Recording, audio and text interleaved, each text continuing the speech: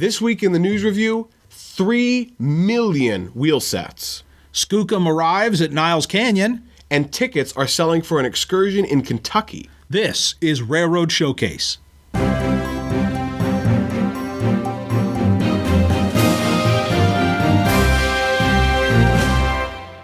Standard gauge logging Mallee Skookum arrived at Niles Canyon Railway last Wednesday, April 17th. She had been restored and briefly run up at Oregon Coast Scenic. For nearly 700 miles, the engine rode on the back of a massive multi-axle lowboy trailer. On Saturday, the Niles Canyon crew fired her up for the first time to make sure everything was okay after the road trip. The most detailed information about when Skookum will be running this summer can be found on the events section of the Niles Canyon Railway Facebook page. The Havelock Wheel Plant in Nebraska has been manufacturing wheel sets for over 40 years, and on the 16th of this month, they rolled out their 3 millionth. The Havelock shop is the last of its kind in Class 1 railroads, and even though the wheels aren't forged there, they are assembled and maintained at the facility, 400 or 500 being rolled out a day. The shop superintendent said to BNSF's Rail Talk, "The one thing that sets Havelock apart from any other mechanical facility that I've been at is the automation and the innovation.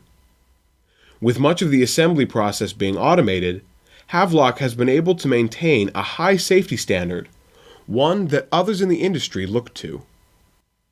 The Kentucky Steam Heritage Group has announced a special excursion this July. They have leased C&O 2716 from the Kentucky Railway Museum, which is a different organization. The Alco 284 will be moved from New Haven, Kentucky to Ravenna, Kentucky, where it will receive necessary repairs. Chris Campbell, president of Kentucky Steam Heritage, posted this live stream video explaining the excursion and some of the work they've done to prepare the engine and tender for the trip. On the crosshead guide, we've had to clean these up majorly in order to get them ready to actually move on track speed.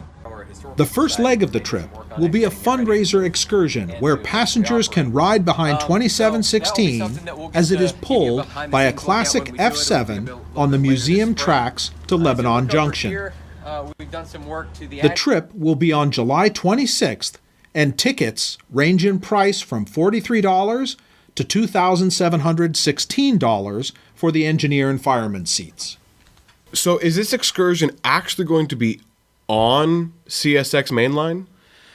No, I don't think so. As I understand it, it's going to be on the 11 miles of the Kentucky Railway Museum's line running out to the end where they interchange with CSX. So the excursion is on the museum trackage. Oh, okay. Gotcha.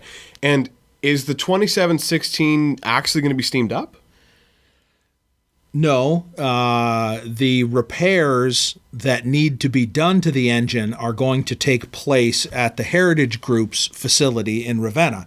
And so they're going to be running the engine cold on this trip. It'll be pulled by the F7, but it's a fundraiser. So you get to ride behind the engine, behind an F7, out to the junction there. It sounds interesting.